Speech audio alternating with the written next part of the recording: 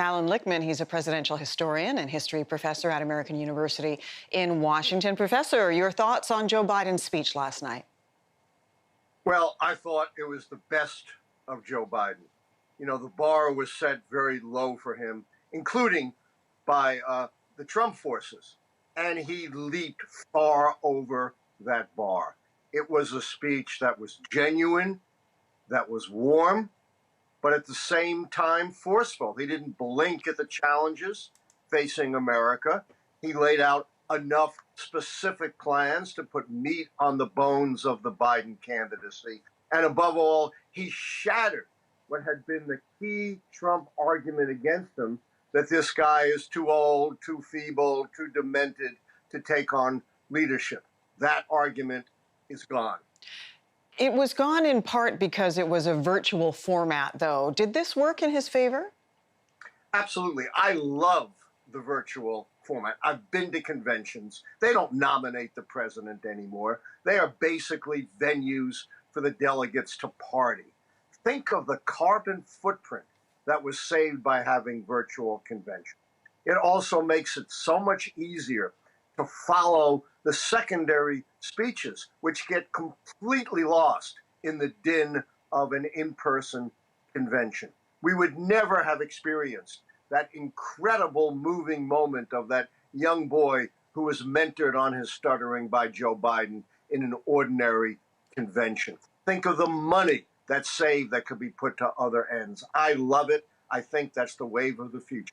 So that's interesting that you say that in terms of the carbon footprint it won't leave behind. But you also touched on the young boy who himself stuttered and talked about how Joe Biden gave him confidence when he met him one time, you know, not that long ago. I thought that was the most powerful guest. And there were a lot of strong guests last night, everyone from Cory Booker to Keisha Lance Bottoms.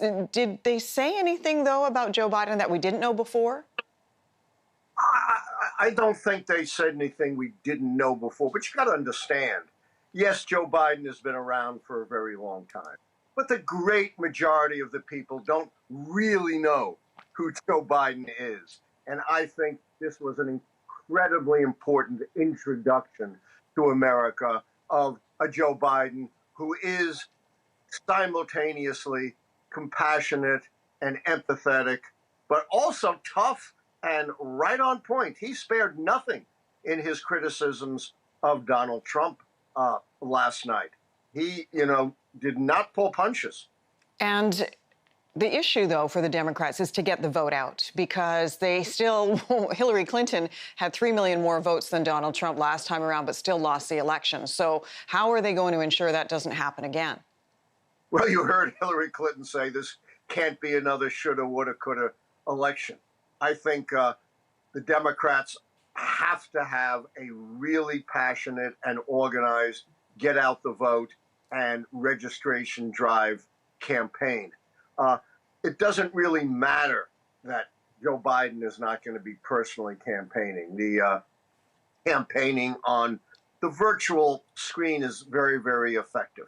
The other thing they have to do, and the new Postmaster General is testifying today before the Senate, he'll be testifying Monday before the House. They have to make sure not only is he going to stop throttling the post office, but he is going to reverse some of the things he did previously, like dismantling letter sorting machines. It is an absolutely reasonable, essential alternative during a pandemic to vote by mail, and Trump's scare tactics about fraud don't work. A judge in Pennsylvania just ordered the Republicans to come up with proof of their allegations, and they came up before the court completely empty. This is nothing but scare tactics, and that's what you're going to hear at the Republican convention next week.